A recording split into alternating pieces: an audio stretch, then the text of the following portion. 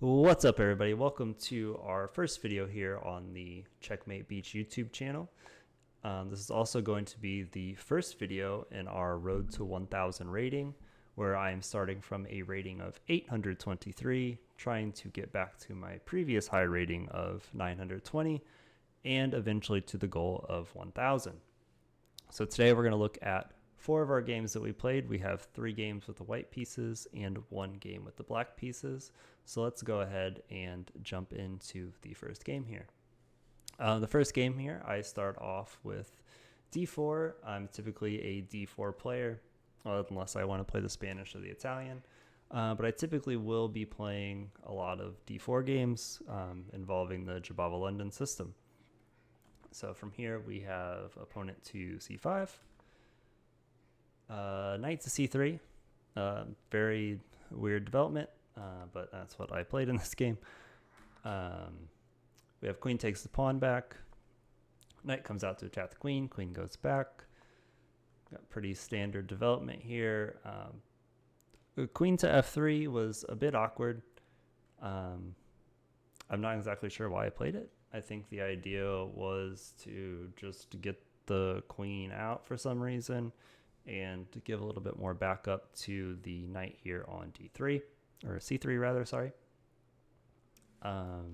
In case it was taken by the pawn or by the bishop on d4, which is exactly what happens. And instead of doing what I just described, I took with the pawn on c3, doubling my own pawns, kind of for no reason. But I also didn't feel super worried about the doubled pawns in this game for some reason. Typically we don't want it, but that's what I decided to go with in this game. I was never going to be long castling, so wasn't super worried about this. We have the opponent bringing out the knight to f6. In return, I took the dark squared bishop, landing it on g5, pinning the knight to the queen, to set this up just in case. Some more development here that's pretty standard. Light square bishop out to d3, get it more into the game.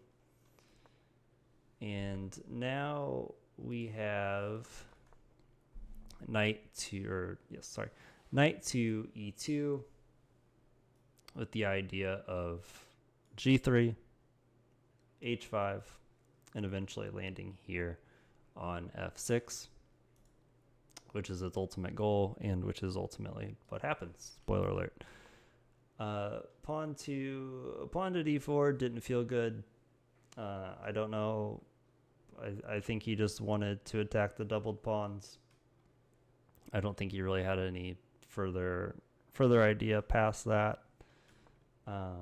So I let him go because he wasn't going to be able to push that pawn anymore. So I continued my knight's journey up the board, moving it to g3.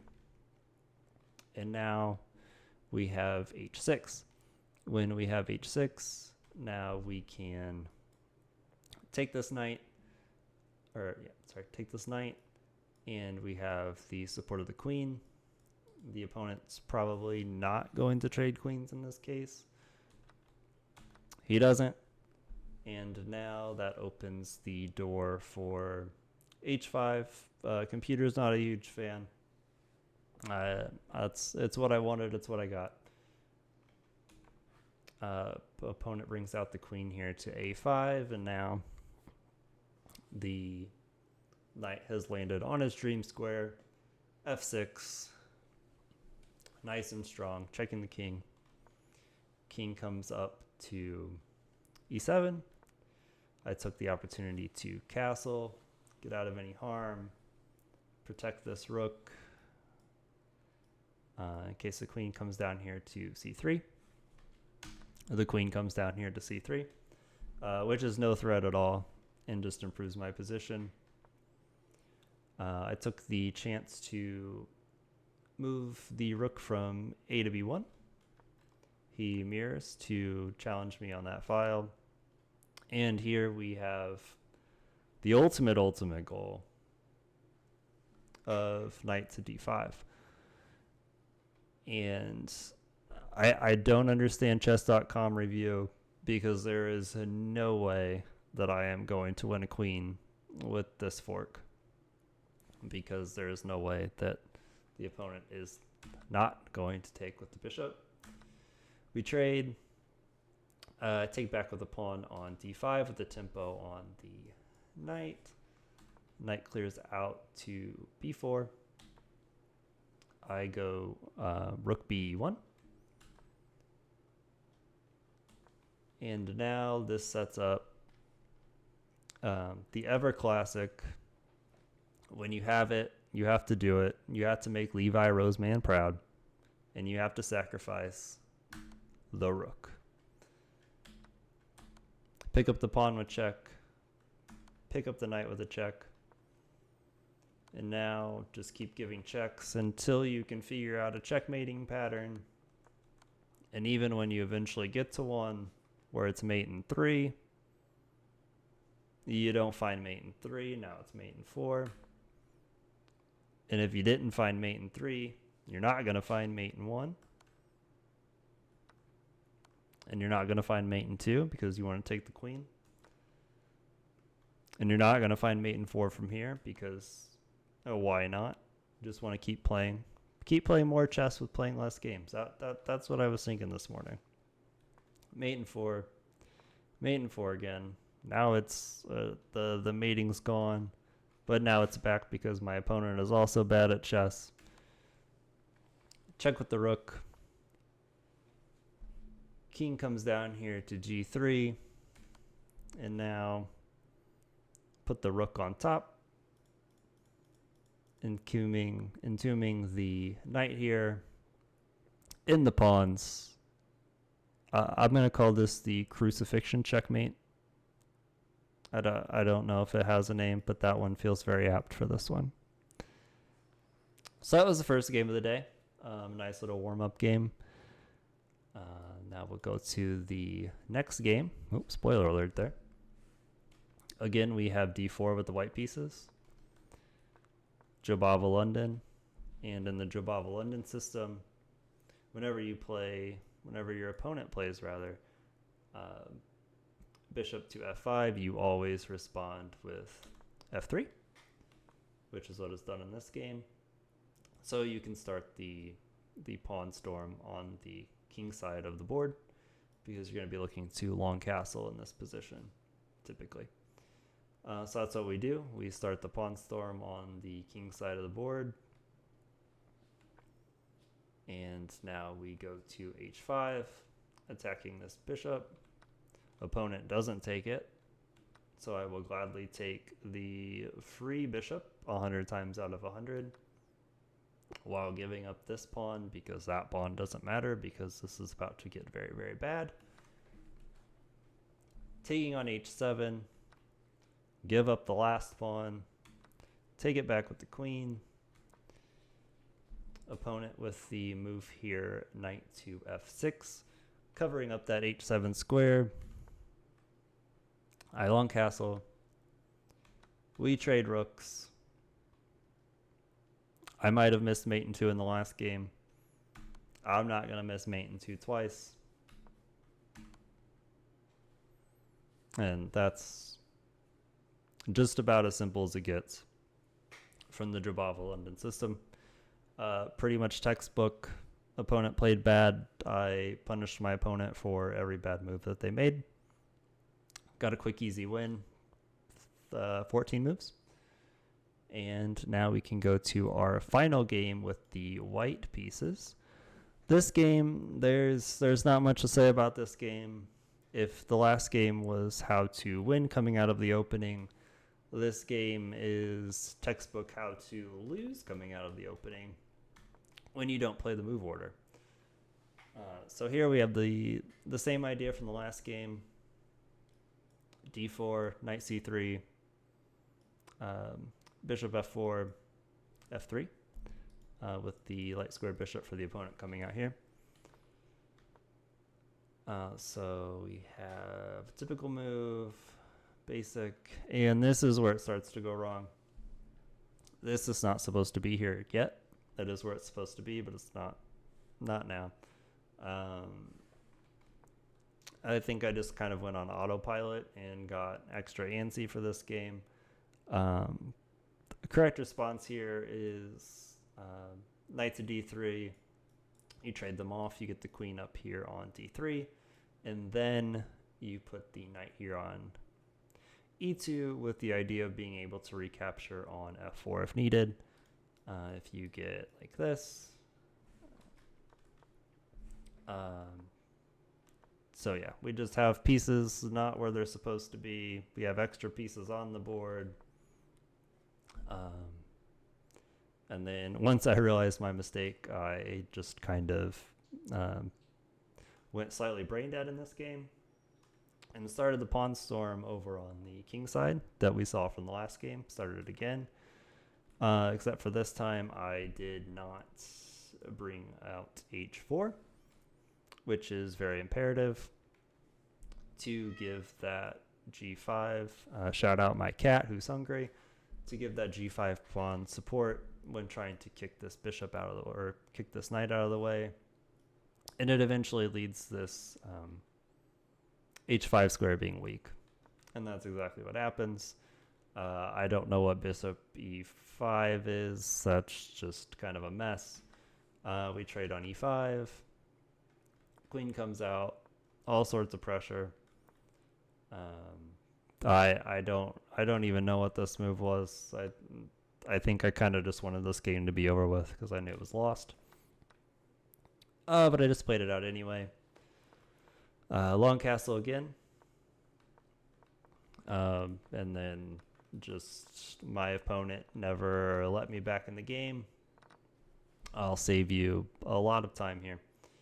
And we ended up in king and rook versus king, pawn, and rook. And this was never going to be an issue for my opponent, as they could simply just walk the pawn down the board. But again, never resign, because it's 800 chess, that's 900 chess. Sometimes you'll get a stalemate for absolutely no reason. That does not happen in this game, even though my opponent struggled very much to ladder checkmate me. So I thought I was going to have a chance at a stalemate, but it never came. Eventually, we walked down to the end of the board, and that is that. And now we will go to the final game of the day. It starts with our first and last game with the black pieces. Opponent plays e4. I play the Caro-Kann. Similar to Jobava London, with the black pieces, I will always be playing Caro-Kann when met with e4. It's the one I'm the most familiar with, so I play it typically a lot. And we get the hillbilly attack.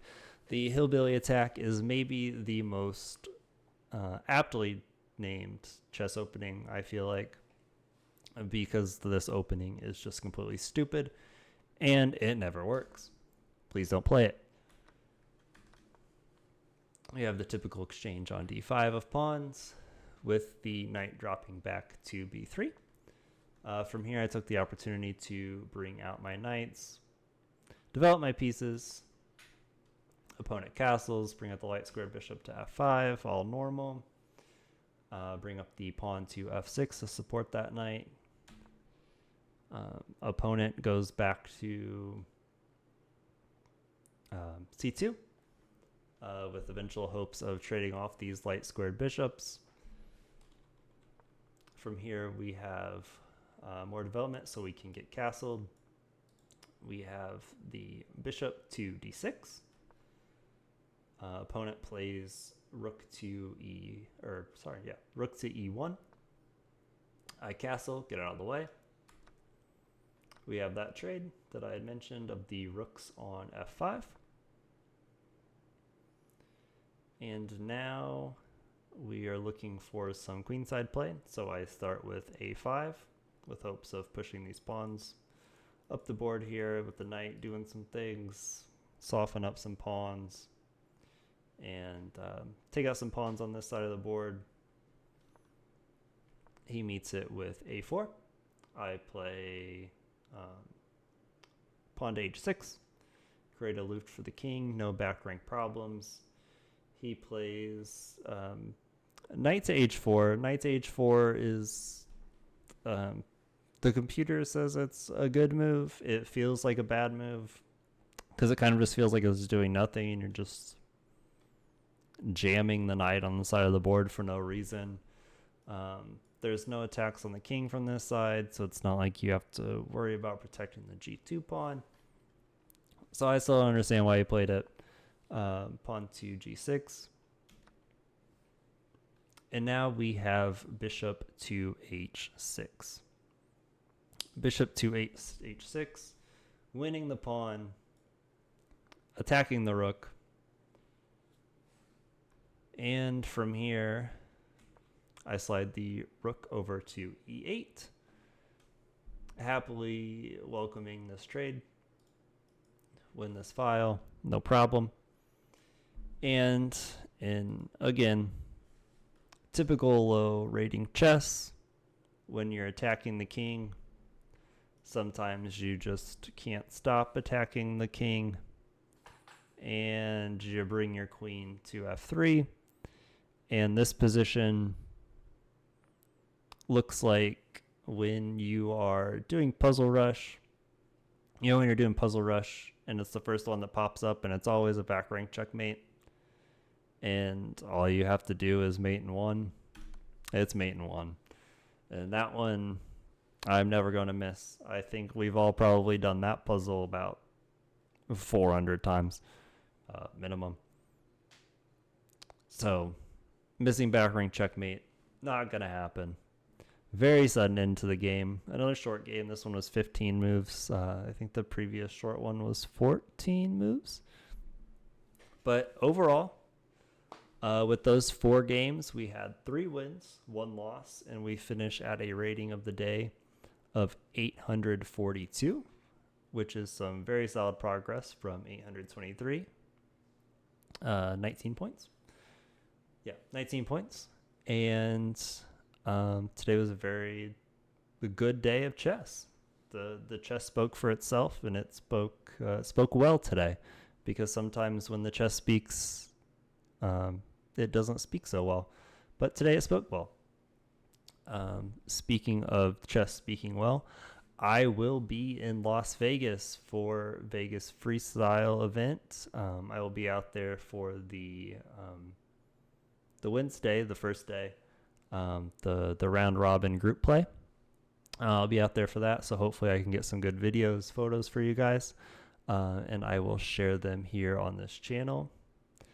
And please, if you like the video, please like the video, subscribe. I'll be trying to upload these pretty regularly. We got a little busy schedule coming up, but we'll get them out as we can to document my progress toward 1,000. So if you've made it all the way through the video, please like, please subscribe, please come back for more. I hope you enjoyed it. We'll see you in the next one. Peace.